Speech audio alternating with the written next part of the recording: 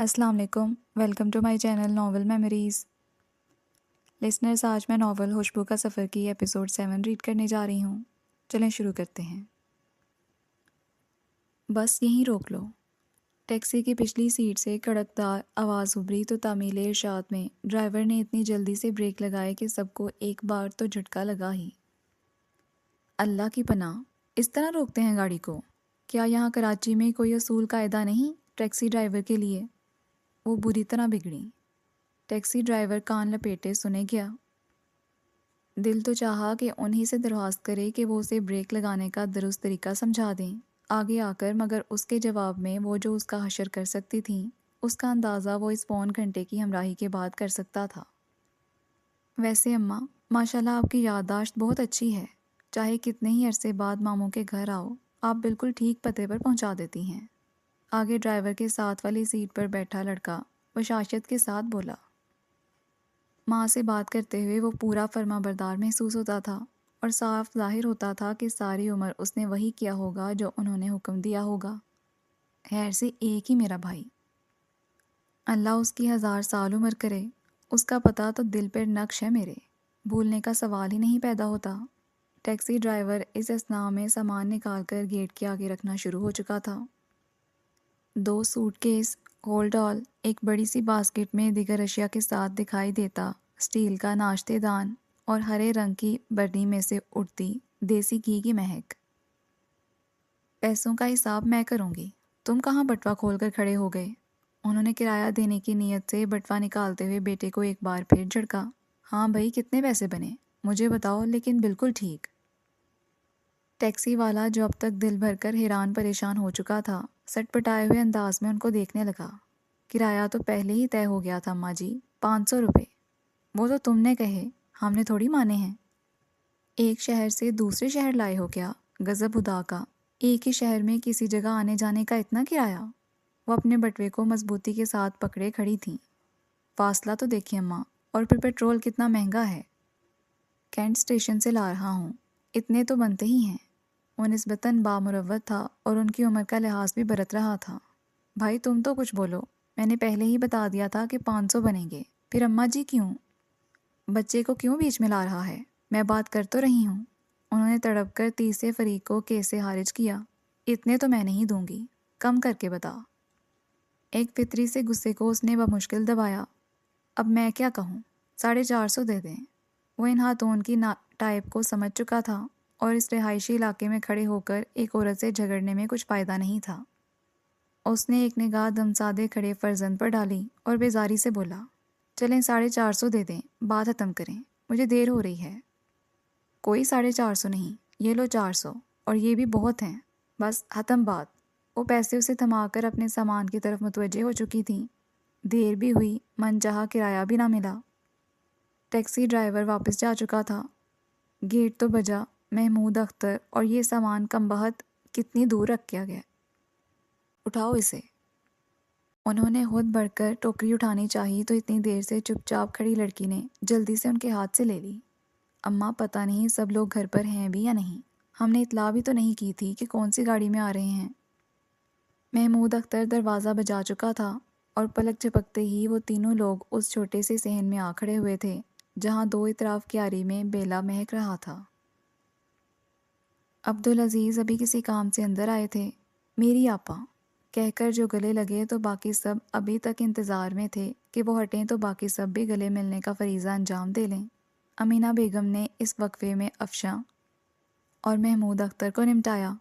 اندر امینہ بیگم کا کمرہ ٹھنڈا اور صاف ستھرا تھا۔ بہت عرصے بعد ملنے والی جذباتی کیفیت سے نکلتے ہوئے زرینہ آپا نے ایک نگاہ ارد گرد ڈالی۔ دیوار کے ساتھ کی الماری، ایک طرف رکھی چوکی پر سلائی مشین، دیوار میں ایک شیشہ، اس کے ساتھ لگے کارنس پر کنگھا، سرمے دانی، ٹالکم پاؤڈر اور تبت کریم کی شیشی، دوسری طرف طے کر کے رکھی جائے نمازیں، سفید کروشیا کی ٹوپی، قرآن پاک کا نسخہ اور برآمدے میں کھلتی کھڑکی سے آتے ہوا کے جھونکے۔ سب کچھ وہی، ذرا بھی تو تبدیلی نہیں۔ کارنس میں رکھی چیزوں کی ترتیب سے لے کر کھڑکی پر ڈلے سرخ گلابوں اور ہرے پتوں والے پرنٹ کے پردے تک، جس کے رنگ اتنے سالوں میں مدھم پڑتے محسوس ہو رہے تھے، زرینہ آپا نے ایک دبی دبی سی سانس اپنے اندر ہی اتار لی۔ عبدالعزیز، جی آپا، وہ بچوں کی سی تابیداری کے ساتھ جلدی سے بولے۔ سمیہ دکھائی نہیں دی، کیا گھر پر نہیں ہے؟ گھر پر ہی ہے آپا، اسے کہاں جانا ہے، کالج تو بند ہے نا آج کل۔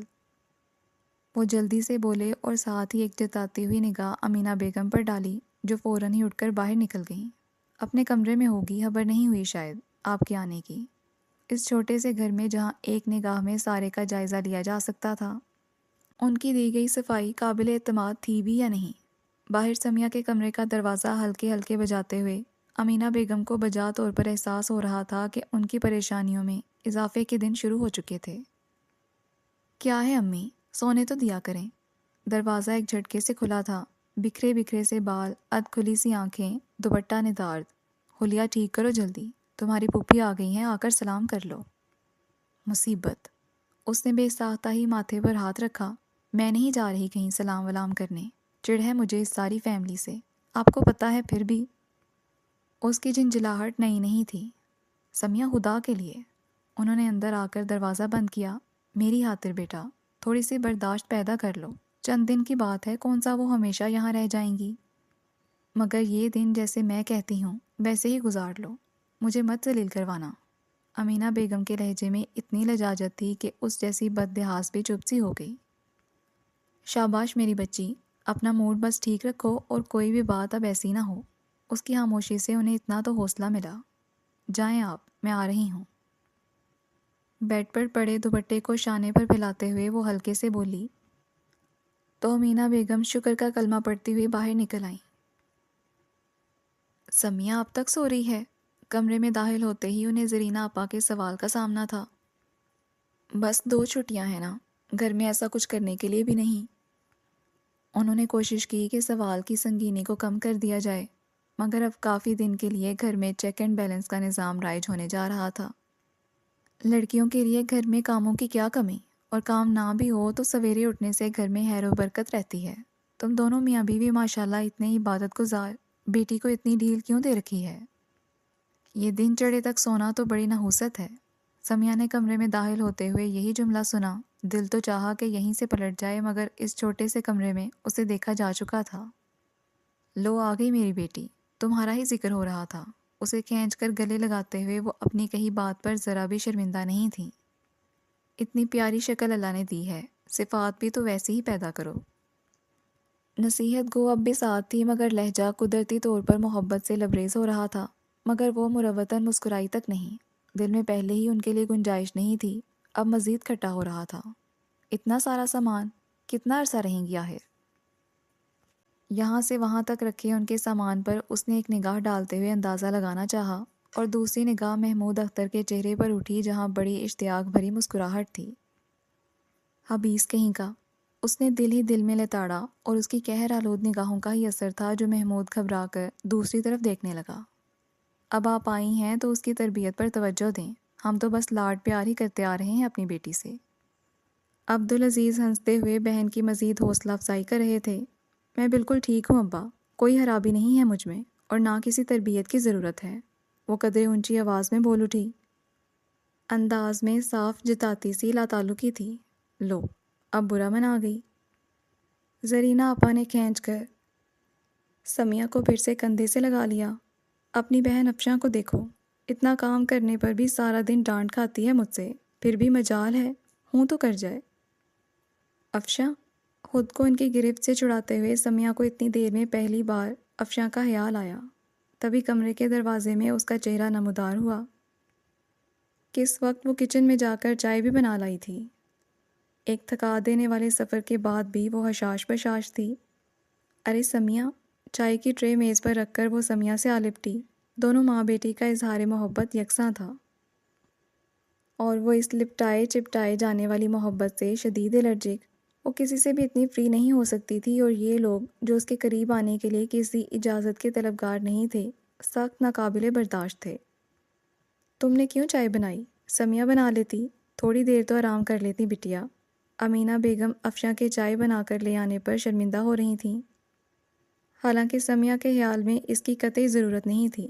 اتنے دن کے لیے آنے والے مہمان کے زمرے میں قطعی نہیں آتے تھے۔ کل سے ٹرین میں بیٹھے بیٹھے تھک چکی ہوں مامی، ہاتھ پاؤں نہیں ہلاؤں گی تو تھکن کیسے اترے گی؟ وہ مسکراتے ہوئے چائے سرو کرنے لگی۔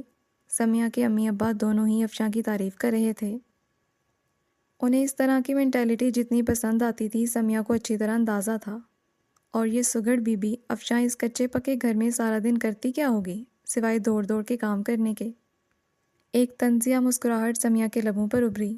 بہت سال پہلے دیکھے زرینہ پھوپھی کے بڑے سارے گھر سے کوئی بھی خوشگوار یاد وابستہ نہیں تھی، بس اتنا ہی یاد رہ گیا تھا کہ وہاں دھول اڑتی رہتی تھی۔ سمیہ کتنی پیاری ہو گئی ہے امی، ادھر ہمارے گھر آئے گی تو میری ساری سہیلیاں دیکھتی رہ جائیں گی۔ افشاں نے اس کے پاس بیٹھ کر بڑی محبت سے ہاتھ تھاما، جسے سمیہ نے غیر محسوس طریقے سے فوراً ہی چھڑا لیا۔ میری بیٹی کو نظر لگوانی ہے کیا؟ جب بات کرے گی بے تکی۔ زرینہ اپا نے افشاں کو ٹوکا تو وہ ہنس پڑی۔ ماموں، امی کو مجھ سے اور محمود بھائی سے زیادہ سمیہ سے محبت ہے۔ وہاں گھر پر سارا دن میں 10 بار تو ان کے منہ پر سمیہ کا ذکر رہتا ہی ہے۔ اور ہمارے ابا کو تو سارا دن میں کسی وقت بھی اپنی بہن نہیں بھولتی۔ ان کی محبت تو حد سے بڑی ہوئی ہے، سمیہ نے بہت جل بھن کر کہا تھا۔ گھر میں پورے مہینے سے سوائے اسی ایک ذکر کے کچھ اور باقی نہیں تھا۔ مجھے پتا ہے عبدالعزیز کے لیے میں بہن نہیں ماں ہوں، میں نے ہی پالا ہے اسے۔ اتنا چھوٹا تھا جب ہماری ماں، 1000 بار کی سنی ہوئی وہی برسوں پرانی کہانی۔ سمیہ نے بیزار سی ہو کر پہلو بدلا۔ رشتوں میں جذباتی بلیک میلنگ کا سلسلہ شاید تا زندگی چلتا ہے، اور کون بے وقوف کہتا ہے کہ احسان کر کے بھول جائیں؟ یہاں تو لوگ دوہرا دوہرا کر اسے تازہ کیے رکھتے ہیں۔ اس نے بڑی کوفت سے سوچا۔ گھر میں مہمانداری کی روایتی سی چہل پہل شروع ہو چکی تھی۔ سب کچھ وقتی طور پر بھول کر وہ بھی کچن میں جا کھڑی ہوئی۔ اب آپ کو بہت زیادہ آؤ بھگت میں لگنے کی ضرورت نہیں ہے، ویسے ہی اتنا کام کرتی ہیں، دبی آواز میں وہ ماں کو سمجھا رہی تھی۔ ان کی انتھک محنت دل کو دکھاتی تھی، اور یہ جو تھوڑا بہت وہ ہاتھ بٹا دیتی تھی تو صرف ماں کے خیال سے ہی کرتی تھی۔ اندر سے افشاں نے ساتھ لائے تحائف لا کر کچن میں رکھنے شروع کر دیے تھے۔ اصلی گھی، مکھن، گڑ اور بھی پتہ نہیں کیا کیا۔ کچن ایک دم ہی اصلی گھی، تل، بادام، سوجی کی خوشبو سے مہکنے لگا۔ خوشبو اتنی تیز کہ سر پر چڑھی جا رہی تھی، مگر اس کے ابا تو خوشی خوشی ہر چیز کو سراہے جا رہے تھے۔ وہ ادھ گندے آٹے کو بیچ میں چھوڑ کر اپنے کمرے کی طرف جانے لگی۔ سامنے مسحری پر زرینہ آپا بیگ کھولے ساتھ لائے کپڑے نکال کر ایک طرف ڈھیر کر رہی تھیں۔ وہ جب بھی آتیں سب کے لیے تحائف لاتیں۔ سمیہ، ادھر آؤ۔ وہ اسے دیکھ چکی تھیں، ناچار اسے جانا ہی پڑا۔ ابا اپنی دکان وکان بھولے وہیں بیٹھے تھے، اور ساتھ میں وہ محمود اختر جس پر نگاہ پڑتے ہی خواہ مخواہ کوفت کا احساس بڑھتا جا رہا تھا۔ یہ تمہارے سوٹ ہیں، دیکھو کتنے اچھے لگے۔ دیکھو اچھے لگے؟ وہ بڑے اشتیاق سے پوچھ رہی تھیں۔ سمیہ کو نہ چاہتے ہوئے بھی بیٹھنا پڑا۔ ایک نہ دو پورے 6 سوٹ صرف اسی کے لیے تھے، اور ایمانداری کی بات کہ 6 کے 6 نہایت اچھے کپڑوں پر لکھا برانڈ ان کی کوالٹی کا خود اعلان کر رہا تھا۔ اس کی نکتہ چین فطرت بھی کوئی حامی نہیں نکال سکی۔ تحفے وہ ہمیشہ بہت اچھے لاتی تھیں، اور پچھلے 4-5 سال میں تو یہ سلسلہ پہلے سے زیادہ بڑھتا ہوا محسوس ہو رہا تھا۔ اتنا تکلف مت کیا کریں آپا، آپ آ جاتی ہیں یہ کیا کم ہے، عبدالعزیز کہہ رہے تھے۔ سمیہ نے ذرا غور سے ان کی طرف دیکھا تو اتنی دیر میں پہلی بار ان کے چہرے پر تردد کے آثار نظر آئے۔ پہلے تو وہ اس بات پر دھیان نہیں دیتی تھی کہ ابا اتنی ساری خوشی ملنے کے بعد بھی پریشان کیوں ہو جاتے ہیں، مگر اب سمجھ میں آنے لگا تھا۔ بہن کے لائے ہوئے تحائف کی مالیت ان کی حیثیت سے بہت زیادہ تھی۔ ان ساری چیزوں کی جمع تفریق انہیں دباؤ کا شکار کر دیتی تھی۔ جتنا وہ لاتی تھیں اس کا دگنا نہیں تو 1.5 گنا کر کے تو ضروری واپس کرنا، پھر ساری فیملی کا کرایہ وغیرہ۔ کھینچ تان کر گزارا کرتے رہنے کی ساری کسر انہی دنوں میں نکلتی تھی۔ سمیہ کو تو لگتا تھا کہ زرینہ پھوپھی یہ سب کچھ لاتی ہی اس لیے ہیں کہ یہاں سے دگنا وصول کر کے جائیں، خالص کاروباری ٹرپ ہے۔ کچھ بھی نہیں ہے بھیا، یہ کپڑے تو سارے سیل میں خریدے ہیں۔ فیصل آباد لے کر گیا تھا محمود اختر مجھے اور افشاں کو، وہاں بڑی بڑی دکانوں پر رعایتی سیل چل رہی تھی، عورتوں کا وہ رش کے خدا کی پناہ۔ آدھی قیمت لگا رکھی تھی کپڑوں کی، میں نے بھی وہیں سے خرید لیے، سمجھو مفت میں ہی پڑ گئے سب۔ وہ جس قدر اطمینان سے کہہ رہی تھیں، عبدالعزیز کے چہرے سے بھی پریشانی کے آثار کم ہونے لگے۔ بہت اچھا کیا آپ نے جو سیل سے خریدے، مگر بس ایک آدھی لے لیتی کافی تھا۔ کتنی چالاک ہیں، خود تو آدھی قیمت پر خریداری کر کے لے آئیں احسان جتانے کے لیے، اور ہم اب ہزاروں روپے برباد کریں ان کے پیچھے۔ اس نے بددلی سے ان کپڑوں کو ایک طرف سرکایا۔ محمود اس کی طرف دیکھ رہا تھا۔ سمیہ کمرے سے باہر آئی تو وہ بھی ساتھ تھا۔ کیا ہوا؟ امی کی چوائس اچھی نہیں لگی کیا؟ میرا مطلب ہے وہ کپڑے۔ بات پوری ہونے سے قبل ہی وہ اس کی کڑی نگاہ سے گھبرا گیا۔ سمیہ بنا کوئی جواب دیے اپنے کمرے میں جا چکی تھی، اور کمرے کا دروازہ اتنی زور سے بند ہوا تھا کہ امینہ بیگم اور افشاں بھی کچن کے دروازے میں سے جھانک کر دیکھنے لگی تھیں۔ کچھ نہیں مامی، دروازہ شاید ہوا سے بند ہوا ہے۔ گڑبڑایا ہوا محمود اختر انہیں مطمئن کرنے کے لیے کہہ رہا تھا۔ امینہ بیگم کی نگاہ بے ساختہ ہی بیلے کے پھولوں سے بھری ہوئی کیاری کی طرف گئی۔ نرم و نازک شاہوں پر محض خفیف سی لرزش تھی۔ بے وقوف، جاہل! اندر سمیہ کا غصے سے برا حال ہو رہا تھا۔ اس طرح پوچھ رہا ہے جیسے بڑی بے تکلفی ہے ہم دونوں کے درمیان۔ محمود کی ہمت قابل رشک تھی۔ ذرا بھی لفٹ نہ ملنے کے باوجود وہ سمیہ سے کزنز والی دوستی نبھانے کی ہمیشہ ہی کوشش کرتا تھا۔ مجھے ابا سے پہلے ہی بات کر لینی چاہیے تھی صاف صاف۔ اتنے دن آرام سے روما کے گھر رہ سکتی تھی۔ سمیہ کو اپنی غلطی کا شدت سے احساس ہو رہا تھا۔ روما کا گھر، جہاں ڈھیر سارے آرام کے ساتھ ہارون کا ساتھ بھی تھا۔ حسنہ بیگم کو پہلے تو یوں ہی شک گزرا، پھر انہوں نے اسے سفر کی تھکان سمجھ کر ٹالنا چاہا۔ آخر ضبط نہ ہوا تو پوچھ بیٹھی، کیا بات ہے زین؟ بہت پریشان ہو بیٹا؟ ٹی وی لاؤنج میں اکیلا بیٹھا وہ مستقل ہی چینل بدل رہا تھا جب وہ اس کے پاس آ کر بیٹھی۔ ان کا سوال اتنا اچانک تھا کہ اس سے فوری طور پر کوئی بات بھی نہیں بن سکی۔ ایسے ہی بس امی، کوئی خاص بات نہیں۔ خاص نہ صحیح، عام تو ہے، مجھے بتاؤ تو صحیح۔ جب سے اسلام آباد سے واپس آئے ہو چپ چپ ہو، وہاں کوئی بات ہوئی ہے؟ وہ محبت سے اس کے کندھے پر ہاتھ رکھتے ہوئے پوچھے گئیں۔ ان کے اندازے کی درستگی ذہن کو حیران کر رہی تھی۔ ماؤں کو دلوں میں جھانک لینے کی کیسی حیرت انگیز صلاحیت قدرت نے عطا کی ہے۔ وہ سوچے بغیر نہ رہ سکا۔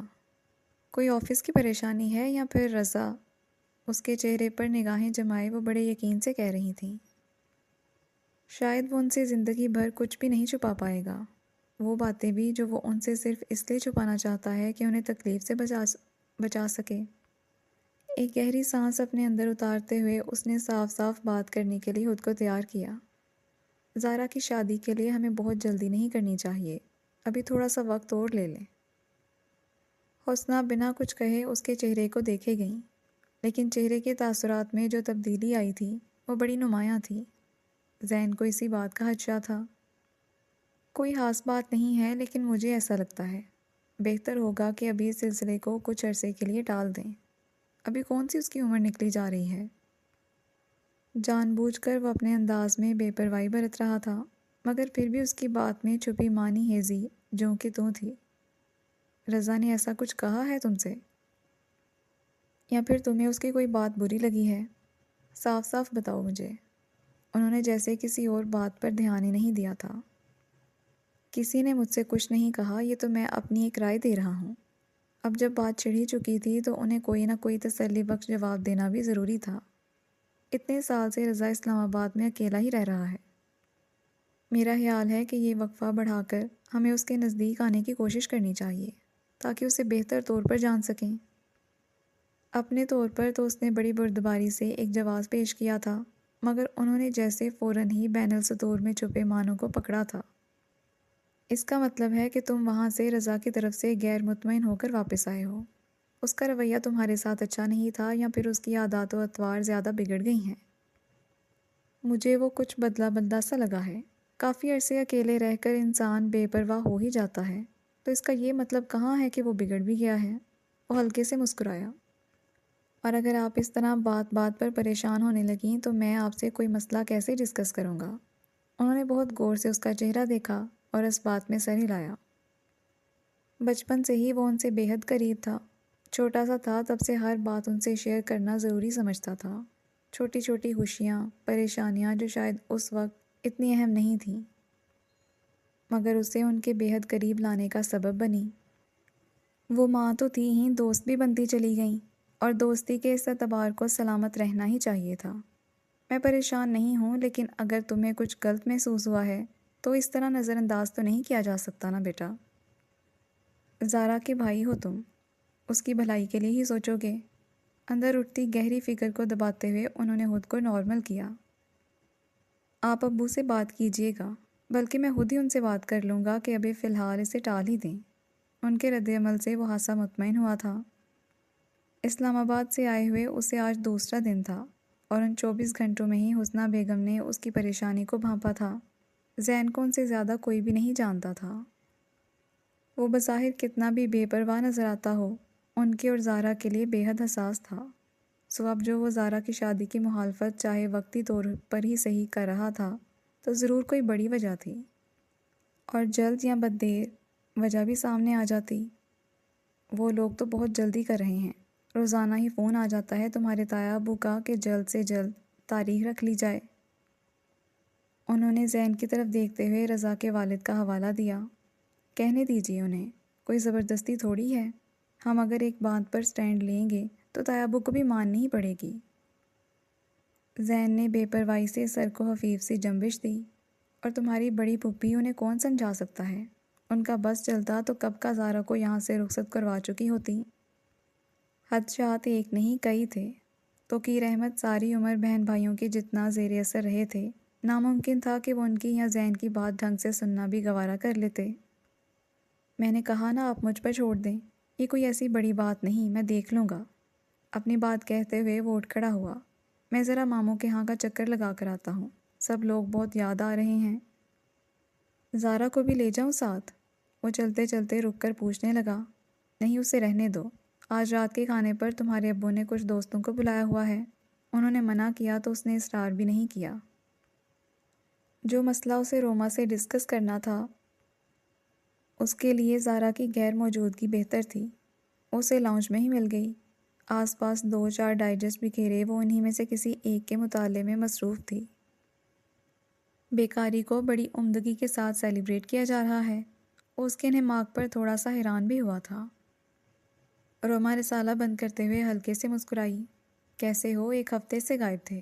دادی اور ہارون بھائی تو بہت ہی یاد کر رہے تھے تمہیں۔ اور تم؟ وہ بے ساختہ ہی پوچھ بیٹھا۔ ظاہر ہے میں بھی تمہاری فضول باتوں کو سننے کی عادی جو ہو چکی ہوں۔ وہ بنا کسی ہچکچاہٹ کے کہہ رہی تھی۔ تمہاری سمیہ سے زیادہ فضول باتیں تو ایڈ نہیں کرتا میں، اور جب تم اسے بخوشی برداشت کرتی ہو تو میں تو پھر بھی اچھا خاصا بہتر آدمی ہوں۔ اپنی تعریف کرنے میں وہ کبھی دیر نہیں لگاتا تھا۔ روما ہنسنے لگی۔ سمیہ بیچاری تو آج کل گھر میں قید ہے۔ مہمان آئے ہوئے ہیں سو ان کی وجہ سے اسے بھی رکنا پڑ رہا ہے۔ اس کی غیر حاضری خود روما کے لیے مسئلہ بنی ہوئی تھی۔ ایک آدھ دن چھوڑ کر خود چکر لگا بھی لیتی تو اتنے لوگوں کی موجودگی میں ڈھنگ سے کوئی ایک بات بھی نہیں ہو پاتی تھی۔ میں آتے ہوئے یہی دعا مانگ رہا تھا کہ سمیہ نہ بیٹھی ہو۔ بڑی چپکو ٹائپ لڑکی ہے، مجال ہے جو کسی کو دیکھ کر بھی اٹھ جائے۔ تم نے اسے خود پر بہت زیادہ حاوی کر لیا ہے روما۔ وہ اپنی بات کہتے کہتے یکدم ہی سنجیدہ ہو چکا تھا۔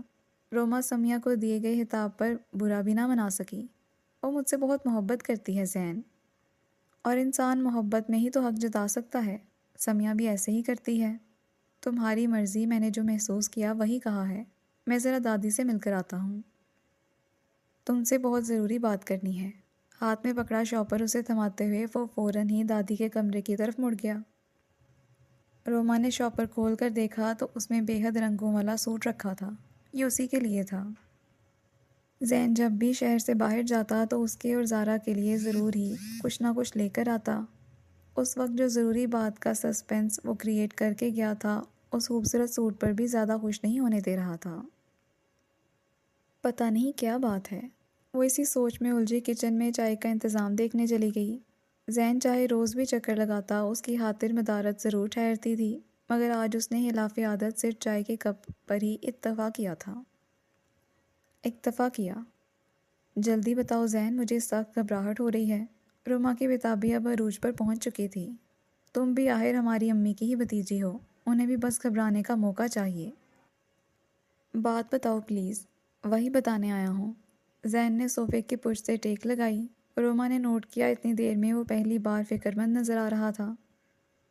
اس بار میں تقریباً سال بھر بعد اسلام آباد گیا تھا۔ رضا سے ملاقات ہوئے بھی اتنا عرصہ تو گزر گیا تھا۔ شاید بیچ میں ایک آدھ بار وہ یہاں آیا ہو، پچھلی عید پر یا… اس نے ذہن پر زور ڈالنا چاہا۔ اچھا خیر، تم آگے بتاؤ۔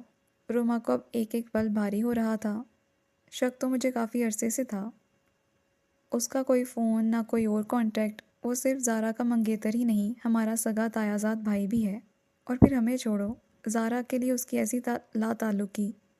اس بار میں یہی سوچ کر گیا تھا کہ… روما ہتھیلی پر چہرہ ٹکائے پورے دھیان سے اس کی بات سنے گئی۔ کتنے ہی لمحے چپکے سے آگے کو سرکے۔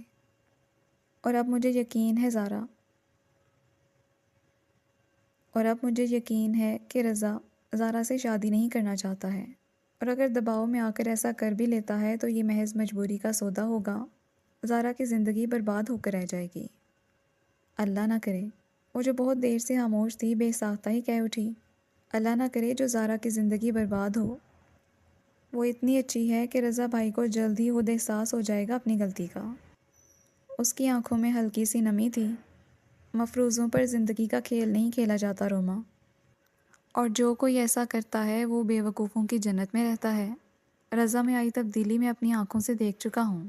پچھلے پورے ہفتے میں بمشکل وہ مجھے 2 بار مل سکا، محض گھنٹے آدھے گھنٹے کے لیے۔ تبھی مستقل ہی کسی لڑکی کا فون آتا رہا۔ پھر ایک بار وہ مجھے سر راہ دکھائی دیا۔ اس کے ساتھ کوئی لڑکی تھی، اور ان دونوں کی بے تکلفی ہاسی مانی ہیز تھی۔ چھٹی والے دن بھی وہ گھر پر نہیں تھا، صبح ہی صبح کہیں جا چکا تھا۔ اس نے ایک بار بھی پورے ہفتے میں رسمی طور پر ہی صحیح مجھے اپنے گھر پر ٹھہرنے کے لیے تو چھوڑو، محض ایک وقت کے کھانے پر بھی مدعو نہیں کیا۔ اب بتاؤ، اس کے بعد بھی کوئی شک کی گنجائش رہتی ہے؟ وہ بات کرتے ہوئے ہاسا تلخ ہو رہا تھا۔ روما کو اس کی ذہنی حالت کا اندازہ ہو رہا تھا۔ خود وہ یہ سب سن کر جتنی دکھی ہوئی تھی خود ہی جانتی تھی۔ مجھے تو زارا کی فکر ہو رہی ہے۔ خدا نہ کرے کہ کچھ ایسا ویسا ہوا تو وہ کیسے برداشت کرے گی؟ سب سے زیادہ اسے یہی فکر لاحق رہی تھی۔ کرے گی برداشت اگر پہلے ہی یہ معاملہ صاف ہو جائے۔ بات کے رونے سے تو لاکھ درجے بہتر ہے۔ زین کے انداز سے صاف لگ رہا تھا کہ وہ کسی حد تک بھی جانے کے لیے خود کو تیار کر چکا ہے۔ پلیز زین، ایک دم جلدی مت کرو، ہو سکتا ہے سب کچھ خود ہی ٹھیک ہو جائے۔ اس نے ایک بار پھر امید کا سرا پکڑنا چاہا، مگر وہ تھوڑا سا جھنجھلا ہی گیا۔ پھر وہی بات۔ بہرحال ابھی تو اس معاملے کو کچھ عرصے کے لیے ٹالنا ہے، پھر اس وقفے میں دیکھتے ہیں کہ خود بخود سب کچھ کیسے ٹھیک ہو جاتا ہے۔ وہ جانے کے لیے کھڑا تھا۔ روما نے روکنا بھی چاہا۔ ہارون اور ابا کے آنے میں ابھی دیر تھی، مگر وہ کل پھر چکر لگانے کا کہہ کر باہر نکل گیا۔ شام تیزی سے ڈھل رہی تھی اور احمد بوا باہر کی لائٹیں روشن کر رہی تھیں۔ تم پریشان مت ہو زین، اللہ نے چاہا تو کوئی نہ کوئی حل نکل ہی آئے گا۔ اور پلیز پھوپھا سے ضد بحث میں مت الجھنا۔ ان کے گھر کے اندرونی صورتحال سے وہ بڑی حد تک واقف تھی، سو اس کے ساتھ گاڑی کی طرف جاتے ہوئے بھی وہ اسے مستقل ہی تسلی اور نصیحت کا سلسلہ جاری رکھے رہی۔ ضد بحث تو ہماری زندگی کا حصہ ہے، اگر چند دن ایسے ہی گزر جائیں تو لگتا ہے کوئی بڑی کمی رہ گئی ہے، سو اس کی فکر تم مت کرو۔ اتنی دیر میں وہ پہلی بار کھل کر مسکرایا۔ روما سے بات کر لینے کے بعد دل پر بڑا بوجھ قدرتی طور پر کم ہوا تھا۔ اس کا مطلب ہے کہ پھوپھا سے ایک بڑی جنگ لڑنے کے لیے تم تیار ہو۔ روما کو اس کا نارمل ہوتا ہوا موڈ بہت اچھا لگا۔ بالکل، وہ گاڑی سٹارٹ کر چکا تھا، اور شاید سیز فائر کروانے کے لیے تمہاری مدد کی ضرورت پڑے۔ گاڑی آگے بڑھاتے ہوئے وہ زور سے بولا تھا۔ روما ہاتھ ہلاتے ہوئے ہنس پڑی۔ زین کی گاڑی گیٹ سے نکل چکی تھی اور واچ مین نے گیٹ بھی بند کر لیا تھا۔ وہ اندر جانے کی بجائے لان میں بچھی کرسی پر آ بیٹھی۔ زین جو کچھ سنا کر گیا تھا وہ ہرگز بھی کوئی سرسری قصہ نہیں تھا۔ وہ متفکر سے سوچے گئی۔ زین نے وہاں جو کچھ بھی سمجھا اور جانا تھا، 100% نہ صحیح 90% تو ضرور ہی درست ہوگا۔ یہ تو اسے یقین تھا، اور یہ کوئی ایسی زمانے سے انوکھی بات بھی نہیں تھی۔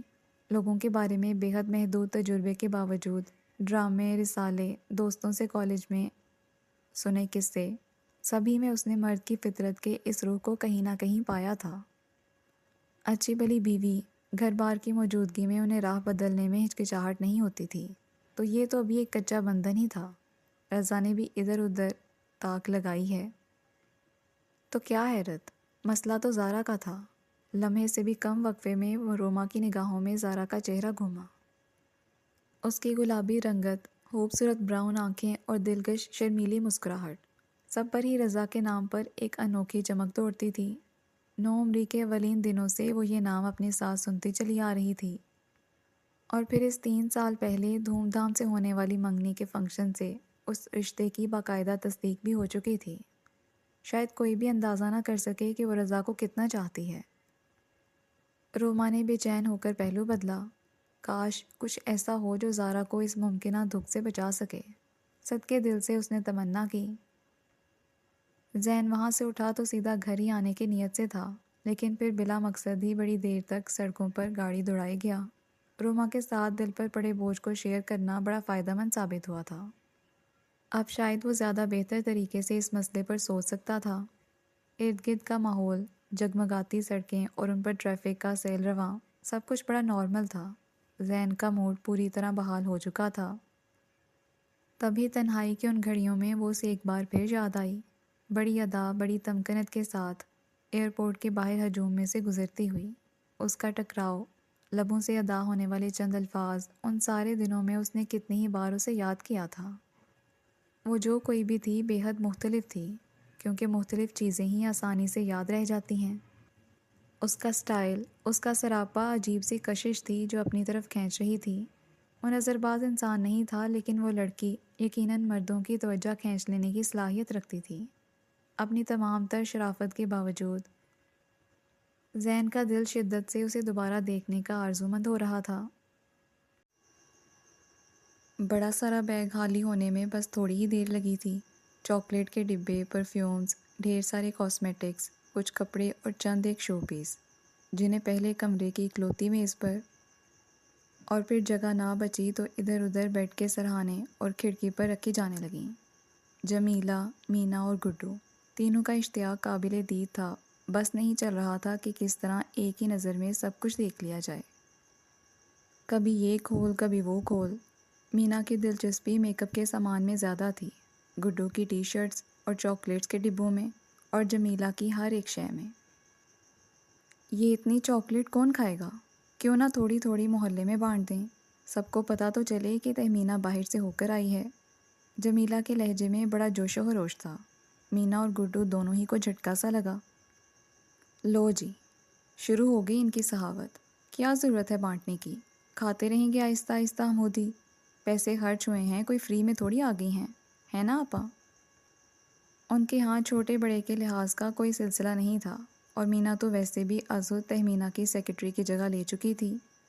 ٹھیک تو کہہ رہی ہے، سب چیزیں اٹھا کر الماری میں رکھ دو، بیکار میں ہر کسی کی نظر پڑے گی۔ کئی دن کے کام اور سفر کی تھکان کے باوجود تہمینہ بڑی فریش لگ رہی تھی۔ اس بار وہ تینوں ہی ایک دوسرے کا منہ دیکھنے لگے۔ ابھی تو باہر ہی رہنے دو، اچھی طرح دیکھ لیں، پہلی بار اتنی چیزیں ہمارے گھر آئی ہیں۔ گڈو اور مینا دونوں ہی کا دل ابھی بھرا نہیں تھا۔ تہمینہ نے مسکراتے ہوئے اجازت دی تو ان دونوں کے ساتھ ساتھ جمیلہ کی بھی تسلی ہوئی۔ محلے بھر کو تہمینہ کے لائے ہوئے سامان کی زیارت کرائے بغیر اس کی تسلی ناممکن تھی۔ اگر اس نے سارا سامان اندر رکھوا بھی دیا تب بھی جس وقت وہ اپنے کام کے سلسلے میں باہر ہوگی تب وہ یہ سب ضرور ہی باہر سجا کر رکھے گی۔ پلاسٹر جھڑتے اس بے رنگ کمرے میں یہ خوش رنگ اشیاء چاہے کتنا بڑا تضاد پیش کر رہی ہوں، ان میں سے کسی کو بھی اس کا احساس نہیں ہو رہا تھا، مگر صرف تہمینہ کو۔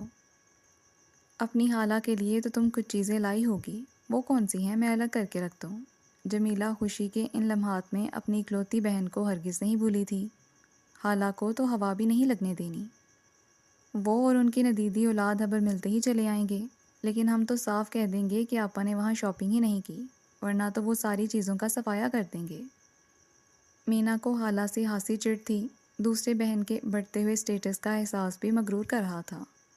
ایک میری بہن، وہی تم سب کو کھلتی ہے، منع کر دوں گی اسے مت آیا کرے۔ جب دل چاہے گا میں خود جا کر اسے ملایا کروں گی۔ جمیلہ نے احتجاجاً ہاتھ میں تھاما پرفیوم وہیں رکھ دیا۔ اچھا ہی ہے جو وہ یہاں نہ آئے، تمہیں پتہ ہے آپا اس روز کے 2000 اب تک واپس نہیں کیے ہیں۔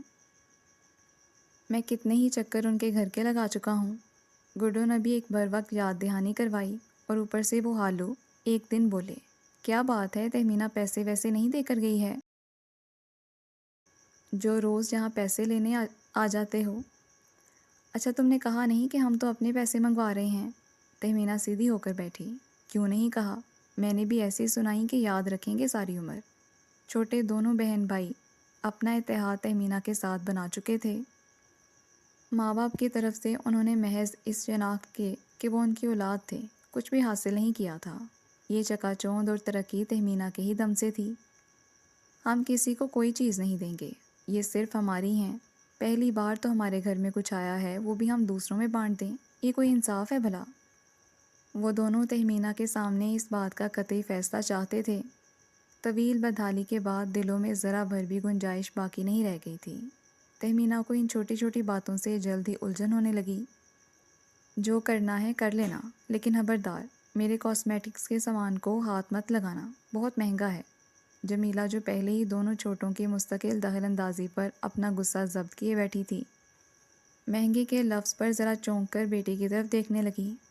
پتہ نہیں کتنا پیسہ اڑا کر آئی ہے وہاں، کوئی روک ٹوک تو ہے نہیں، اور یہاں پیسے پیسے کو محتاج ہوئے بیٹھے ہیں۔ پچھلے دنوں کی ساری پریشانیاں ایک ساتھ ہی یاد آئیں۔ دکان والے کا قرضہ چڑھ گیا ہے، پیسے دو تو اس کا حساب کر کے آؤں۔ خرچ کے پیسے تو میں دے کر گئی تھی اماں، پھر قرضہ کیسا؟ وہ کچھ شاپرز اٹھا کر الماری میں رکھ رہی تھی، بنا جمیلہ کی طرف دیکھے پوچھنے لگی۔ پیسوں کا حساب کتاب جمیلہ کو سب سے زیادہ برا لگتا تھا، بڑے لاکھ روپے تھما کر گئی تھی جیسے۔ دل ہی دل میں اس نے اپنا غصہ اتارا۔ خرچے ہی نکلتے رہے، میری طبیعت اتنی خراب رہی، روزانہ دوا لانی پڑی، مجھ سے اٹھا نہیں گیا تو کون سا مہارانی کچھ پکا کر کھلا دیتی، کھانا بازار سے آتا رہا۔ کیا ہو گیا تھا مجھے بتایا بھی نہیں؟ وہ مڑ کر تشویش سے ماں کی طرف دیکھنے لگی۔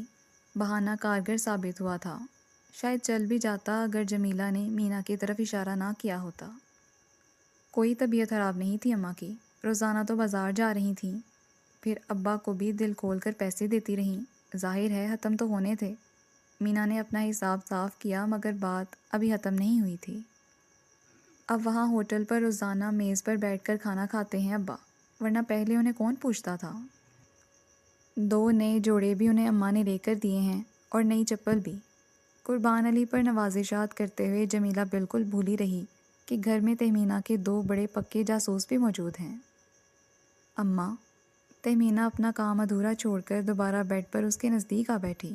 تم گڈو اور مینا میری ذاتی ذمہ داری ہو، لیکن کسی اور کے لیے میرے پاس گنجائش نہیں ہے۔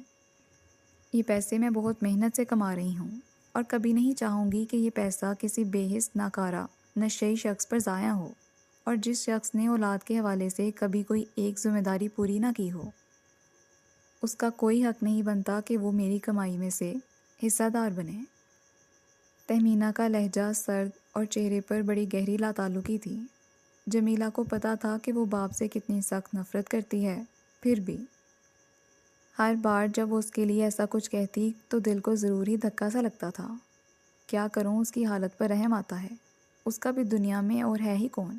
چلو باپ نہ صحیح کوئی مستحق سمجھ کر ہی تھوڑے بہت پیسے دے دیا کرو، آہے فقیروں کو بھی تو دیتی ہو۔ فقیر بھی جواب میں کم از کم دعا تو دیتے ہیں، ان سے تو ہمیں کبھی وہ بھی نہیں ملی۔ ایک زہر بھری مسکراہٹ تہمینہ کے لبوں پر ابھری۔ اور اماں، اب سنجیدگی سے ان کے بارے میں کوئی فیصلہ کرنا ہے، بہت ہو چکا۔ وہ کچھ کہتے کہتے رکی۔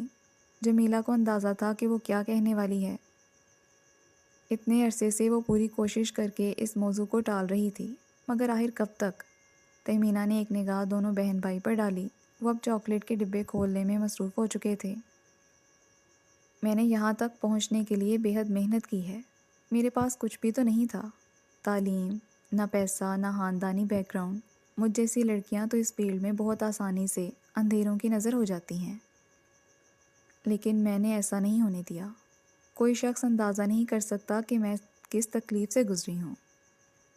جمیلہ نے یوں ہی رسمی سے انداز میں سر ہلا دیا۔ اس کے خیال میں جدوجہد کی یہ روداد کوئی خاص متاثر کن نہیں تھی۔ اچھے اچھے کپڑے پہننا، فیشن کرنا، مزے سے سیر و تفریح کرنا، اشتہار اور اب ڈرامہ کر لینا، یہ سب کون سا ایسا محنت طلب کام تھا جو وہ بار بار اپنی محنت کشی کا ترانہ گاتی تھی؟ بلکہ دیکھا جائے تو اس میں خود جمیلہ کا تعاون تھا۔ اگر وہ اسے اتنی آزادی نہ دیتی تو منوا لیتی تہمینہ اپنی اہمیت، لیکن تہمینہ کی کہانی میں اس کا تو ذرا بھی ذکر نہیں تھا۔ بڑی مشکل سے ہماری شناخت بدلنا شروع ہوئی ہے، اب سب سے پہلے ہمیں یہ گھر بدلنا ہے، اور اس نئے گھر میں یہاں سے دوسری بہت سی چیزوں کی طرح یہ بھی نہیں جائیں گے۔ یہ میرا فیصلہ ہے۔ جمیلہ کا منہ حیرت سے تھوڑا سا کھلا۔ وہ تو یہی سمجھ رہی تھی کہ ہر بار کی طرح اس وقت بھی تہمینہ قربان علی کے راحت کدہ کے فٹ پاتھ پر روز و شب گزارنے اور اس کے فقیرانہ حلیے پر اعتراض کر کے سختی سے گھر میں رکھنے کی تاکید کرے گی، مگر اتنا سخت فیصلہ؟ رائے نہ مشورہ اور آخری کیل ٹھونک بھی دی۔ ایک ایک پیسے کے لیے بیٹی کا منہ دیکھنے کے باوجود بھی جمیلہ کو غصے کی ایک تند لہر نے اپنی لپیٹ میں لے لیا۔ مت بھولو کہ وہ باپ ہے تمہارا، جیسا بھی ہے، اور اگر اس کے لیے تمہارے گھر میں کوئی جگہ نہیں ہے تو پھر مجھے بھی یہیں چھوڑ جانا، پڑے رہیں گے ہم اسی گھر میں۔ تہمینہ نے ایک نگاہ ماں کے سرخ ہوتے چہرے پر ڈالی۔ وہ اپنی آنکھوں سے بے اختیار بہتے آنسوؤں کو صاف کر رہی تھی۔ وہ تمہاری مرضی ہے اماں، میں نے جو کہنا تھا کہہ دیا۔ اس جذباتی ماحول میں بھی تہمینہ کا لہجہ بے تاثر تھا۔ اتنی بڑی بات اس نے اس طرح کی جیسے موسم کا حال سنا رہی ہو۔ مینا میرے لیے چائے تو بنا کر لاؤ ایک کپ، سر میں بہت درد ہو رہا ہے۔ صاف ظاہر تھا کہ اس موضوع پر فی الحال مزید بات کرنے کی قطعی گنجائش نہیں ہے۔ جمیلہ کو یہ دوسرا بڑا جھٹکا لگا تھا۔ باپ سے چاہے بالکل نہ صحیح، لیکن تہمینہ کو اس سے تو واقعی محبت تھی۔ کتنی ہی فضول خرچی وہ اس کے پیسوں پر کر ڈالتی، آنے بہانے کتنی ہی بار اس سے پیسے نکلوا لیتی۔ کھلے ہاتھ سے خرچ کرنے کا مزہ بھی اسے تہمینہ کے دم سے ہی حاصل ہوا تھا۔ وہی تھی جو چھوٹی سی عمر سے گھر کی تقدیر بدلنے کا عزم کر کے اسے سہارا دیتی رہی تھی۔ وہ تو ایک تہمینہ کے آسرے پر جیسے اب ہر فکر سے آزاد ہو چکی تھی۔ اس وقت بھی جب غصے میں آ کر اتنا بڑا دعویٰ کر بیٹھی تھی تو وہ 100% یقین تھا کہ وہ فوراً ہی گلے میں ہاتھ ڈال کر کہے گی، تمہارے بغیر ہم کیسے رہیں گے اماں؟ چلو تمہاری خاطر صحیح ابا کو بھی برداشت کر لیں گے، لیکن تم انہیں کچھ تو انسان بناؤ۔ اور وہ ضرور ہی اپنی سابقہ بے پرواہی چھوڑ کر قربان علی کو سدھارنے کی پوری کوشش آج ہی سے شروع کر دے گی، مگر اب شاید سب کچھ ویسا ہونا تھا جیسا سوچا بھی نہیں جا سکتا تھا۔ زندگی تو خیر آہستہ آہستہ بدل ہی رہی تھی، لیکن تہمینہ بہت تیزی سے بدل رہی تھی۔ شہوار کا خیال تھا کہ واپس آنے کے بعد سے جو مستقل ہنگامے وہ گھر میں مچائے ہوئے ہے، سیف کو مشتعل کرنے کا ضروری سبب بنیں گے، اور یہی وہ چاہ بھی رہی تھی، مگر اب تک ایسا کچھ بھی نہیں ہوا۔ وہاں وہی عالم بے نیازی تھا جو اسے جلا جلا کر راکھ کر دیتا تھا۔ وہ جتنی دیر گھر پر رہتا اس میں کچھ وقت اپنی امی کے ساتھ گزارتا، بیڈ روم میں آتا تو اس کی بدمزاجی کے باوجود تحمل سے بات کرتا، اور اگر پھر بھی وہ آؤٹ آف کنٹرول ہونے لگتی تو خاموشی سے ملحقہ اسٹڈی میں چلا جاتا، جہاں ایک سنگل بیڈ موجود تھا۔ وہ اور بھی چڑچڑی، اور بھی شکست خوردہ، اور بھی اذیت پسند ہونے لگی تھی۔ تم چاہتے ہو کہ میں واقعی پاگل ہو جاؤں تاکہ تم مجھے کسی مینٹل اسپتال میں داخل کر کے بآسانی اپنی جان چھڑا سکو، یہی تمہاری پلاننگ ہے۔ وہ بہت دن بعد کوئی ٹاک شو دیکھنے بڑی فرصت سے بیٹھا تھا جب شہوار قریب بیٹھی مستقل اس قسم کی باتیں کر رہی تھی۔ جان چھڑانے کی چوائس اگر میرے ہاتھ میں ہوتی تو یہ کام بہت پہلے ہو چکا ہوتا، یہ بات تم بھی جانتی ہو۔ کافی دیر خاموش رہنے کے بعد وہ بنا اس کی طرف دیکھے کہہ گیا، یہ کیوں نہیں کہتے کہ میرے باپ کے دیے پیسے نے تمہارا منہ بند کر رکھا ہے، ورنہ مرد عموماً اتنی بے عزتی سہ نہیں سکتے جتنی تم سہ رہے ہو۔ وہ چن چن کر ایسے الفاظ استعمال کرتی جو اس کے خیال میں سیف کو زیادہ تکلیف پہنچا سکتے۔ سیف نے بارہا ان جملوں کی اذیت کو سہا تھا، مگر اعصاب کو توڑتی جس تنہائی کو وہ جھیل رہا تھا اس کے مقابلے میں یہ تکلیف کچھ بھی نہیں تھی۔ وہ میرے چچا بھی ہیں اور ان کا ایک ایک پیسہ میرے پاس امانت ہے، یہ بات میں پہلے بھی کلیئر کر چکا ہوں تم پر، اور خدا کا شکر ہے کہ مجھے ان کے پیسے کی بھی ضرورت نہیں ہے، اس کا بڑا کرم ہے مجھ پر۔ سیف کے لہجے میں بڑی طمانینت تھی۔ شہوار سے چند لمحے تو کچھ بولا بھی نہیں گیا۔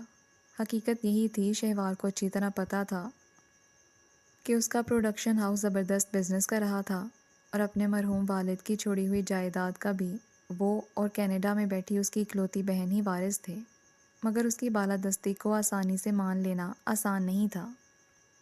بہت ڈھونڈنے کے بعد بھی شہوار کو سیف پر لگانے کے لیے یہی دو الزامات ملتے تھے، ایک اپنے باپ کی دولت حاصل کرنے کا لالچ اور دوسرے کام اور سرکل کے حوالے سے سیف کی کردار کشی۔ اتنے بڑے ارب پتی ہو تو دستبردار کیوں نہیں ہو جاتے؟ اسادے کی شراکت سے کیا چیز روکتی ہے؟ لیکن پیسہ جتنا بھی ہو کم ہی ہوتا ہے، ٹھیک کہہ رہی ہوں نا میں؟ وہ اس امید پر کہہ رہی تھی کہ ابھی وہ بہت چڑھ کر کچھ کہے گا، مگر اس بار وہ ہنس پڑا۔ ایک سا موڈ، ایک سی باتیں۔ شہوار تم بور نہیں ہو جاتی ان باتوں سے؟ کبھی خوش رہ کر تو دیکھو، تمہیں بہت فرق پڑے گا۔ شہوار کو لگا جیسے وہ اس کا مذاق اڑا رہا ہے۔ سیف کی پرکشش شخصیت، کام کے حوالے سے اس کی مقبولیت اور سب سے بڑھ کر زندگی کے اس تلخ ترین دور کو بخوشی جھیلنے کی صلاحیت، سبھی کچھ شہوار کو سخت احساس کمتری میں گھیرنے لگتے۔ ٹھیک کہہ رہے ہو تم، مجھے بھی اس بات کا پورا احساس ہے۔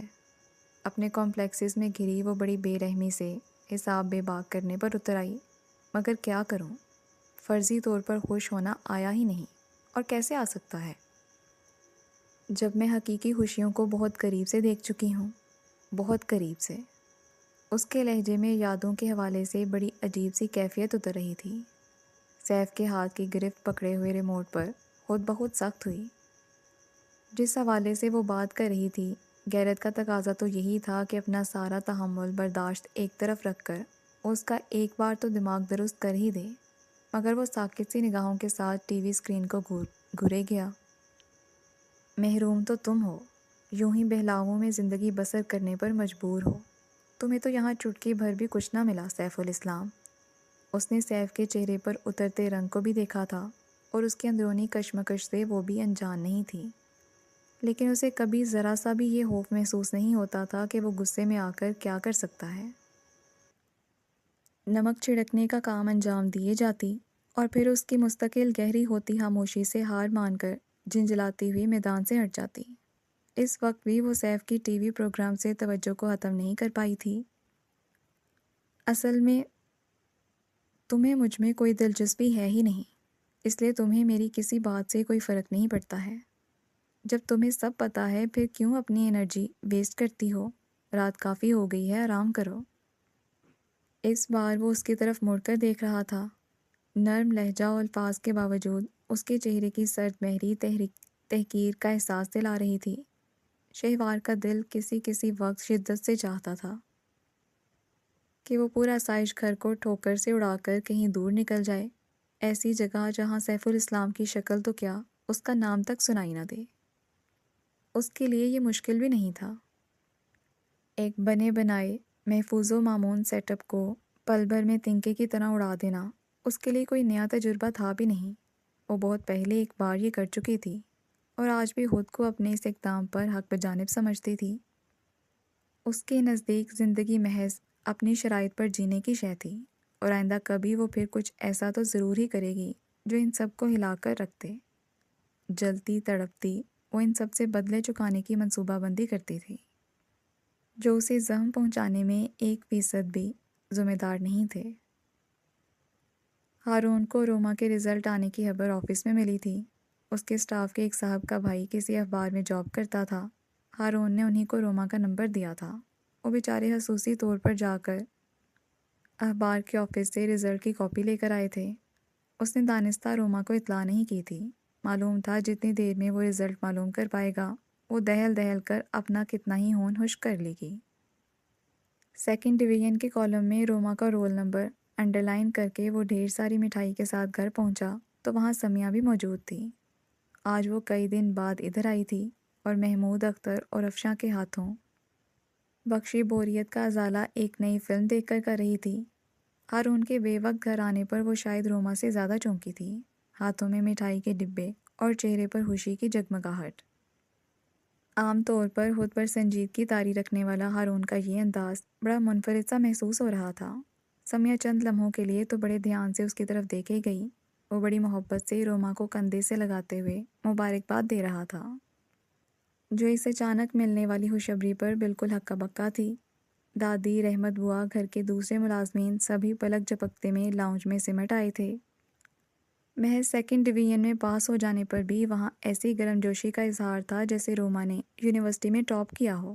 سمیہ کے تاثرات واضح طور پر بدلنے لگے۔ سمیہ کا بھی تو بتائیں ہارون بھائی، آپ نے سمیہ کا نمبر بھی تو دیکھا ہوگا، روما بار بار پوچھے جا رہی تھی۔ ہارون نے کچھ چونک کر سمیہ کی طرف دیکھا۔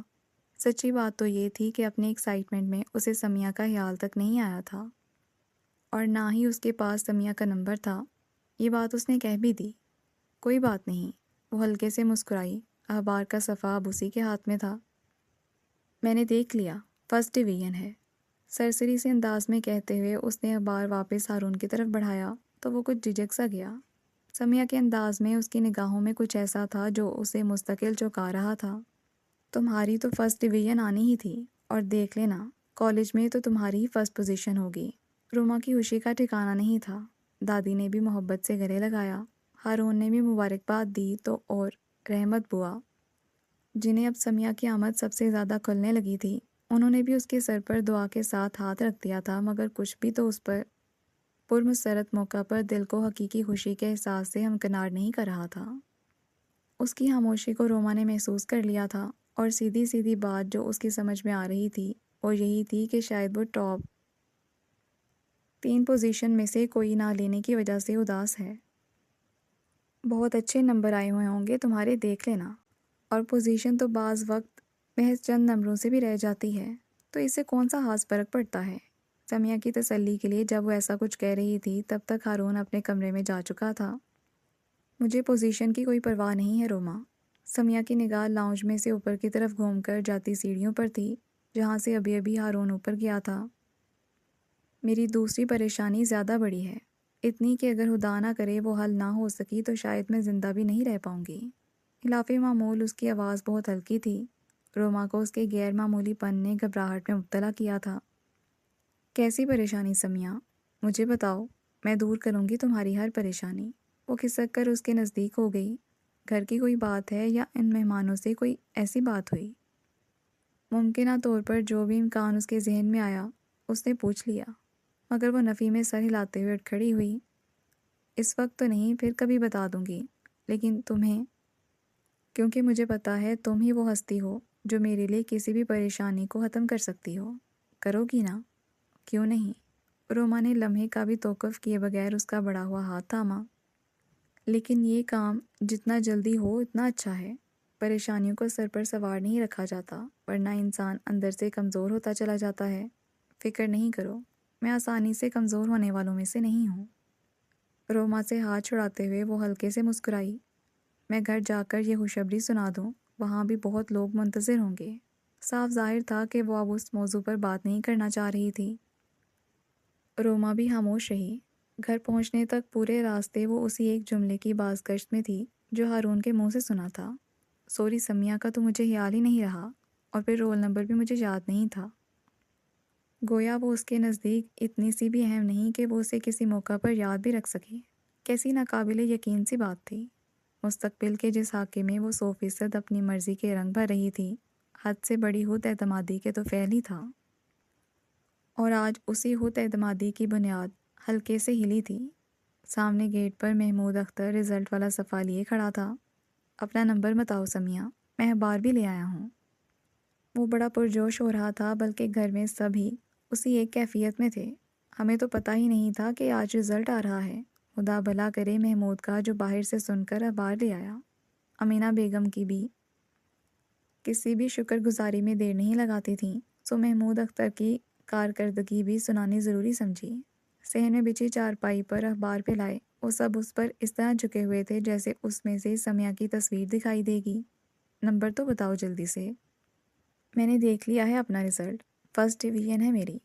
ہارون کافی دیر پہلے لا چکے تھے گزٹ، سرسری سے انداز میں کہتی ہوئی وہ صحن سے گزرتی ہوئی برآمدے میں آئی تو ان سب کے جوش و خروش پر بھی جیسے پانی کا چھینٹا پڑا۔ جب پتہ چل گیا تھا تو پھر گھر کیوں نہیں آئی فوراً؟ امینہ بیگم نے اسے ٹوکا۔ آج اتنے دن بعد تو گئی تھی، پھر بھی کون سا دن بھر رکی ہوں؟ اس کا موڈ اب تک خاصا خراب ہو چکا تھا۔ اپنی بات کہتی ہوئی وہ ملحقہ کوریڈور کی طرف مڑ گئی، جس کا دروازہ باہر کی دکان کی جانب کھلتا تھا۔ برآمدے میں صرف وہ دونوں خواتین ہی رہ گئیں۔ امینہ، کسی سوچ سے باہر نکلتے ہوئے زرینہ آپا نے اس کی طرف دیکھا تو وہ اندر ہی اندر سہم سی گئیں۔ یہ ہارون کون ہے؟ سوال غیر متوقع نہیں تھا، जिस तरह जताते हुए अंदाज में समिया ने ये नाम लिया था, उसके बाद उन्हें इसी सवाल का डर था। रोमा का भाई है आपा, याद नहीं रहा आपको? समिया बचपन से ही उन लोगों से बेहद मानूस है, बड़ा शरीफ घराना है, और रोमा तो बहुत मोहब्बत करती है समिया से। एक छोटे से सवाल के जवाब में उन्हें अच्छी खासी सफाई पेश करनी पड़ी, मगर वो फिर भी अजीब नज़रों से ही देखे जा रही थीं। कुछ भी हो, एहतियात रखा करो। बचपन की और बात थी, मगर अब समिया को घंटों के लिए अकेले वहाँ मत भेजा करो, और अगर वो जाए भी तो खुद साथ जाया करो। जवान लड़का है, और फिर शराफत किसी के माथे पर थोड़ी लिखी है। अमीना बेगम चुपचाप सुने गईं। इतने दिन से जो खदशात थे वो एक एक करके पूरे हो रहे थे, और अभी जो ये सब कुछ खुद समिया सुन लेती तो एक शोर मचाकर रख देती। उन्होंने एक निगाह सोचते हुए उस तरफ डाली जहां वो कॉरिडोर में खड़ी अपने अब्बा को यकीनन रिजल्ट के बारे में ही बता रही थी। अभी तो वक्त है, थोड़ी सख्ती करोगी तो संभल जाएगी। आगे यूनिवर्सिटी में दाखिला लेने जा रही है, रोक टोक रखोगी तो बहुत अच्छा रहेगा।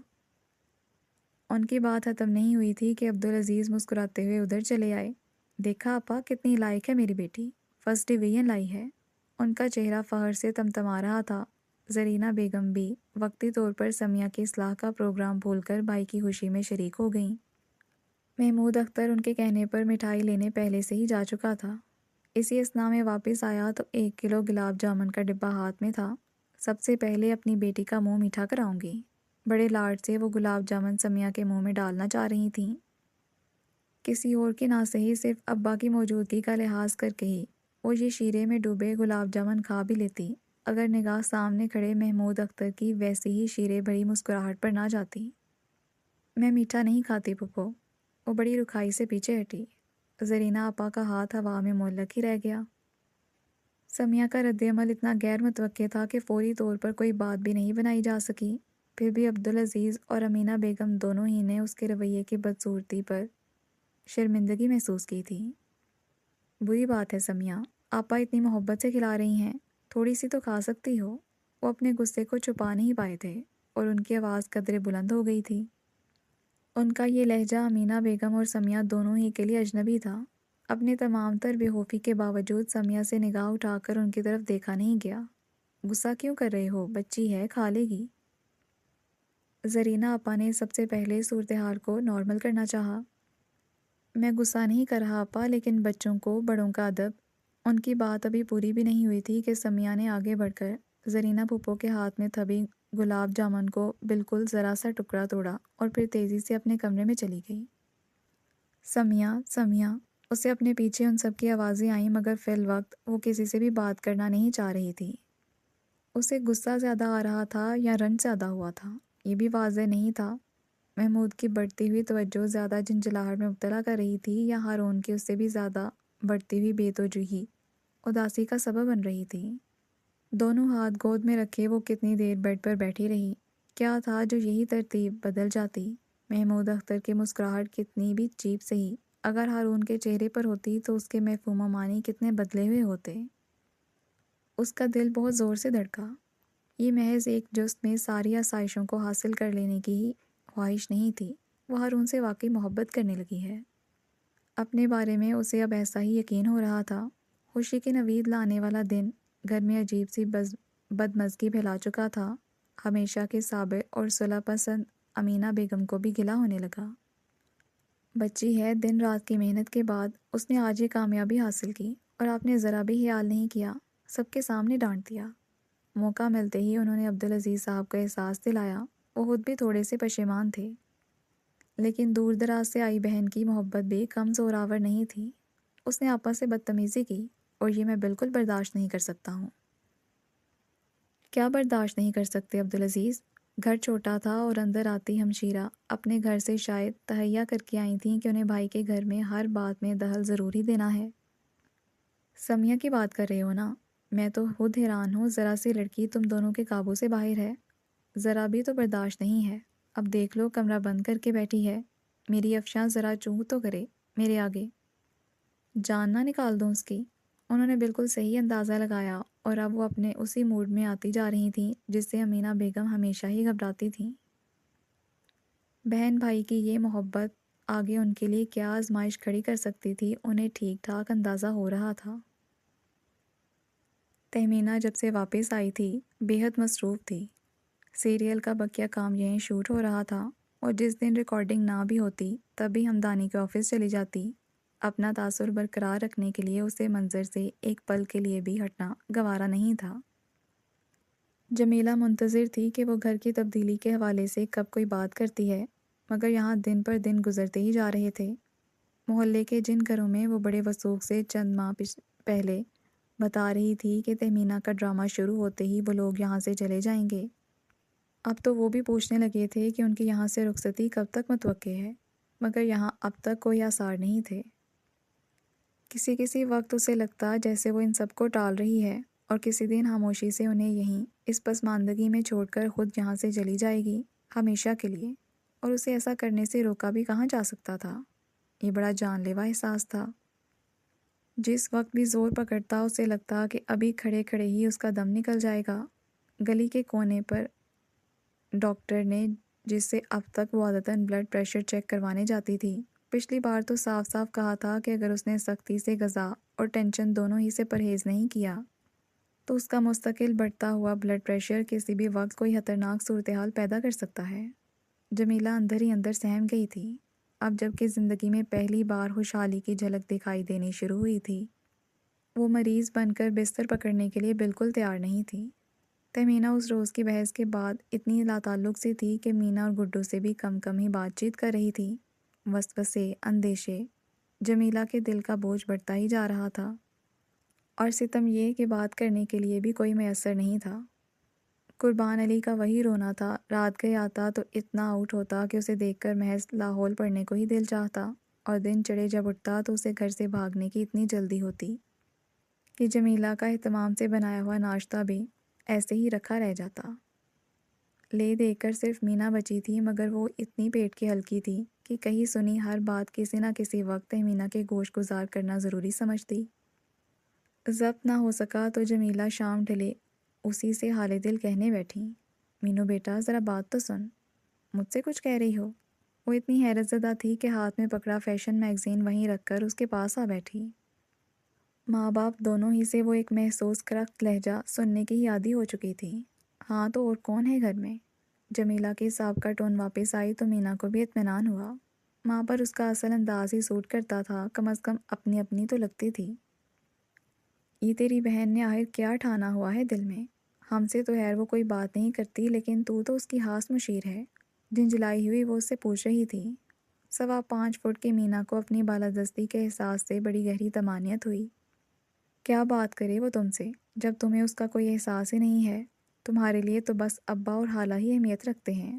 سیدھا سیدھا جواب دینے کی بجائے اس نے بھی کچھ حساب برابر کیے۔ توف ہے تجھ پر بھی جمیلہ، کیسی سرکش اور زبان دراز اولاد پیدا کی۔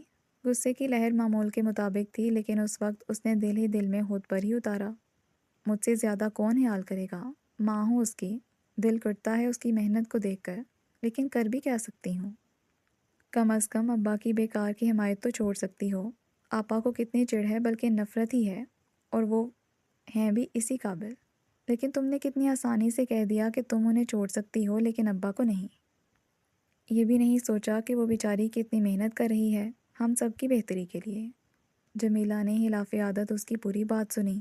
اتنے دنوں میں تہمینہ کی خاموشی سے گھبرا کر وہ خود بھی اتنی پریشان رہ چکی تھی کہ اپنی احمقانہ جذباتیت پر بھی 3 حرف بھیج چکی تھی، اور قربان علی کے ساتھ اس بوسیدہ سے گھر میں بقیہ زندگی گزار لینے کے اعلان پر دل سے شرمندہ تھی۔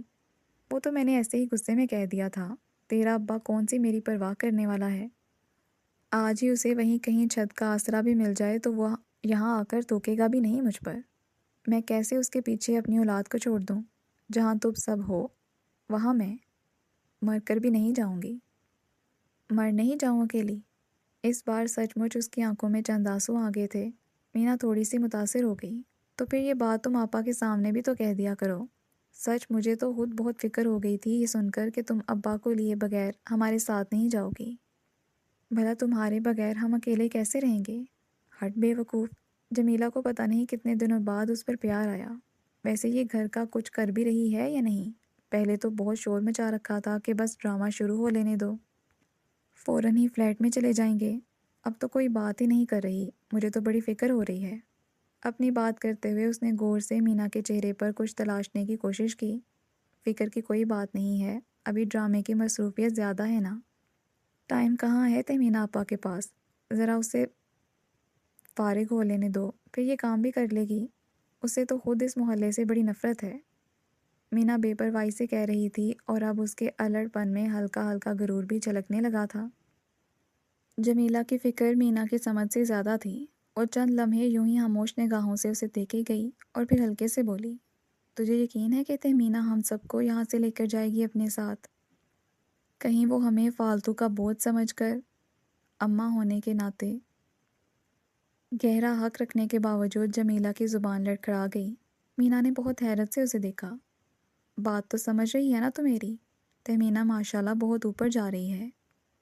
اکیلے خود کو سیٹ کرنا اب اس کے لیے بہت آسان ہے، مگر ہم سب کی ذمہ داری اٹھانا تو ایک فالتو کا بوجھ ہی ہوا نا۔ اس نے بات ختم ہی کی تھی کہ صحن کا نیمواں دروازہ دھکیلتے ہوئے تہمینہ اندر آئی۔ لو آ گئی تہمینہ آپا، اب انہیں سے پوچھ لو جو کچھ بھی پوچھنا ہے۔ مینا بے ساختہ کہتے ہوئے اٹھ کھڑی ہوئی۔ کیا بات ہے اماں، کیا ہوا ہے؟ وہ اندر جانے کی بجائے اس کے پاس آ کھڑی ہوئی۔ جمیلہ نے سر اٹھا کر اس کی طرف دیکھا۔ اس پلاسٹر جڑتے چھوٹے سے صحن میں کھڑی وہ ذرا بھی میچ نہیں کر رہی تھی۔ اس کا قد لمبا تھا، لباس کے تراش اور ہائی ہیل اسے اور بھی دراز قامتی عطا کرتی تھی۔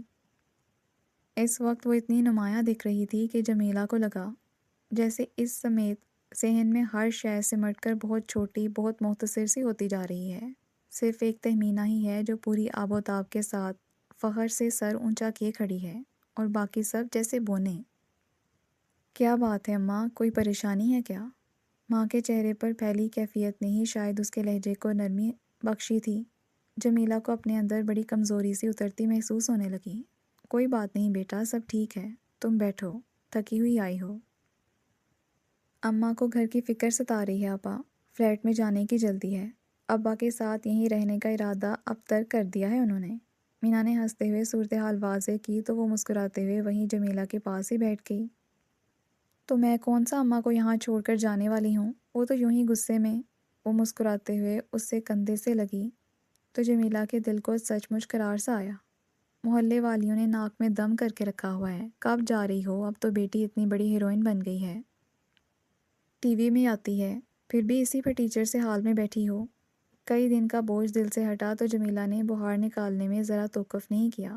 گھر کا ہی تو مسئلہ اٹکا ہوا ہے اماں، اچھے علاقوں میں تو کرایہ پہنچ سے باہر ہو رہا ہے، اور جو مڈل کلاس ایریاز ہیں وہ بھی کیا کم ہیں، ایڈوانس ہی لاکھوں لیتے ہیں۔ اب اتنے پیسے محض ایک سیریز کر کے کیسے جمع ہو سکتے ہیں؟ کیوں نہیں ہو سکتے؟ جمیلہ کو اس کی مایوسی ذرا نہیں بھائی۔ اتنا معاوضہ ہمدانی دے رہا ہے، پھر کیا مشکل ہے؟ تہمینہ نے ایک تھکی تھکی سی سانس لی۔ یہ مت بھولو اماں، کافی سے زیادہ پیسے ہم ایڈوانس لے کر خرچ بھی کر چکے ہیں، اب تو آدھے بھی نہیں رہے ہیں۔ ادھار لے لو کسی سے، تمہارے تو بہت جان پہچان والے ہیں، اسی سے لے لو جس کی تصویر دیکھ کر آہیں بھرتی ہو۔ کیا نام ہے؟ سیف الاسلام، یہی ہے نا؟ وہ بڑی بے نیازی سے مشورے پر مشورہ دے رہی تھی۔ گھر کا ماحول، تربیت، اور سب سے بڑھ کر افلاس کی وہ بدترین شکل جسے وہ زندگی بھر نہیں بھول سکتی تھی۔ پیسے کے معاملے میں شرم اور لحاظ کب کا اٹھا چکی تھی۔ وہ تو بہت بڑا آدمی ہے، چند لاکھ کی کیا حیثیت ہے اس کے آگے؟ مانگو گی تو کبھی بھی انکار نہیں کرے گا، کل ہی چلی جاؤ۔ خدا کے واسطے اماں، تہمینہ نے بے ساختہ ہی اس کے آگے ہاتھ جوڑ دیے۔ بولتے ہوئے کچھ تو خیال کیا کرو، اس طرح مانگا جاتا ہے کسی سے؟ آخر اپنی بھی کوئی عزت ہوتی ہے۔ اس کا چہرہ اتر سا گیا تھا، مگر جمیلہ نے کوئی اثر نہیں لیا۔ بے عزتی کی تو کوئی بات نہیں، ادھار لے رہے ہیں، جب ہوں گے واپس کر دیں گے، سب لوگ اسی طرح کام چلا رہے ہیں، کوئی بری بات تو نہیں۔ بری بات ہے اماں، وہ اس کے پاس سے اٹھ کھڑی ہوئی۔ بری بات ہے، ہر شخص ایک جیسا نہیں ہوتا، کوئی تو ہوتا ہے جس کے سامنے بھرم بنائے رکھنے کی خواہش ہوتی ہے۔ مضبوط سے لہجے میں اپنی بات کہہ کر وہ اندر جا چکی تھی۔ چھوٹے سے صحن میں کچھ دیر کے لیے تو بالکل خاموشی چھا گئی۔ مینا اور جمیلہ کی نگاہیں آپس میں ملیں تو بنا ایک لفظ بھی کہے مینا نے کندھوں کو ہلکی سی جنبش دی۔ میں نے کون سی غلط بات کی؟ صحیح مشورہ دیا تھا۔ اس کی پریشانی کو دیکھ کر جمیلہ بڑبڑاتی ہوئی دوپٹے کو گول مول کر کے سر کے نیچے رکھ کر لیٹ چکی تھی۔ دل پر کسی نرم مہربان احساس کا سایہ تھا، پلکوں پر انگنت خوابوں کا بوجھ، ہوائیں خوشبو میں ڈوبی ہوئی اور سترنگی صبح۔ شہوار نے کسی خواب میں آنکھ کھولی تھی، ہلکے رنگوں میں بسا وہ کشادہ فلیٹ، سفید دریچوں پر لپٹی پھولوں کی بیلیں، ایک سرہوشی کے عالم میں۔ اس نے دریچے کو چومتے گلابی پھولوں کو چھوا، تبھی ایک مضبوط ہاتھ اس کے ہاتھ پر آ کر ٹھہرا۔ بنا مڑ کر دیکھے ہی اس کی مسکراہٹ گہری ہونے لگی، مانوس سا یہ لمس زندگی میں خوشیوں کی نوید دیتا تھا۔ کاش وقت کا یہ پل ہمیشہ کے لیے ٹھہر جائے، کاش وقت کا یہ پل ہمیشہ کے لیے ٹھہر جائے اور ہم اسی پل میں ساری زندگی گزار دیں۔ ایک پیار بھری سرگوشی بہت قریب سے ابھری، وہ جیسے ہواؤں میں اڑنے لگی، بادلوں سے اوپر، کبھی بادلوں کے ساتھ۔ زمین اس کے پیروں تلے اجنبی ہوتی جا رہی تھی، رنگ ہی رنگ چاروں طرف پھیلتے نکھرتے، اور وہ انہی رنگوں میں ڈوبی، چہرے پر نہ مٹنے والی مسکراہٹ سجائے کسی اور ہی دنیا کا سفر کیے گئی۔ تب اچانک ہی وہ مہربان ہاتھ اس کے ہاتھ سے چھوٹا تھا۔ چند لمحوں کے لیے وہ جیسے فضا میں معلق ہوئی، اور پھر نیچے اور نیچے، اونچائی کی کسی انتہا سے مستقل نیچے گرتے رہنے کا اعصاب شکن مرحلہ۔ اس کا حلق خشک ہوا جا رہا تھا، اس کا حلق خشک ہوا جا رہا تھا۔ وہ کسی کو مدد کے لیے پکارنا چاہتی تھی مگر ممکن نہیں ہو پا رہا تھا۔ دل کی دھڑکن اتنی تیز جیسے اب بند ہو کر ہی رہے گی۔ اپنی ساری ہمت مجتمع کر کے اس نے ایک آخری کوشش کرنا چاہی، اور پھر ایک جھٹکے کے ساتھ ہی مستقل گرتے رہنے کا وہ جان لیوا عمل رک گیا۔ شہوار نے آنکھیں پھاڑ کر نیم اندھیرے میں کچھ پہچاننا چاہا۔ یہ وہی کمرہ تھا جہاں پچھلے کئی سال سے وہ رہ رہی تھی، سیف الاسلام کے گھر کی اوپری منزل میں واقع اس کا بیڈ روم، جہاں اور بہت سے دنوں کی طرح آج بھی وہ اکیلی ہی تھی۔ چند لمحے گہرے گہرے سانس لیتے ہوئے وہ خود کو نارمل کرنے کی کوشش کیے گئی۔ کیسا خواب تھا جو ممکن ہو تو دوبارہ آنکھیں بند کر کے ہی اسی مہکتے احساس میں پھر سے زندہ ہو جائے۔ دل نے ایک ناممکن سی خواہش کی، لائٹ جلا کر وہ جیسے کسی ٹرانس کی سی کیفیت میں اپنی وارڈروب کی طرف بڑھی۔ یہاں سے وہاں تک اس کے ملبوسات، ضرورت کی دوسری اشیاء، کیا کچھ نہیں تھا، مگر وہ سیف کی طرف متوجہ تھی، اور پھر سیف کے اندر ایک اور چھوٹا سا آنا جس کی طرف کسی کی نگاہ بھی نہیں جاتی تھی۔ اپنے ہاتھ میں پکڑی چابیوں میں سے شہوار نے سب سے چھوٹی چابی اس کے لاک میں گھمائی۔ مڑا توڑا سا کاغذ وہ اس کے ہاتھ میں تھا، جس کی سلوٹوں کو کھولتے ہوئے وہ اپنے ہاتھوں کی خفیف سی لرزش کو کنٹرول نہیں کر پا رہی تھی۔ میں تنویر عالم بقائم ہوش و حواس اپنی بیوی در شہوار کو طلاق دیتا ہوں، طلاق دیتا ہوں، طلاق دیتا ہوں۔ سزائے موت کا فیصلہ سناتے ہوئے وہ الفاظ آج بھی اس کے سامنے تھے۔ شہوار کی آنکھوں سے چند آنسو اس کاغذ پر گرے جہاں پہلے ہی انگنت آنسوں کے نشان تھے۔ لسنرز، یہ ایپیسوڈ کمپلیٹ ہو گئی ہے۔ نیکسٹ ایپیسوڈ کے ساتھ جلدی ملاقات ہوگی۔ اللہ حافظ۔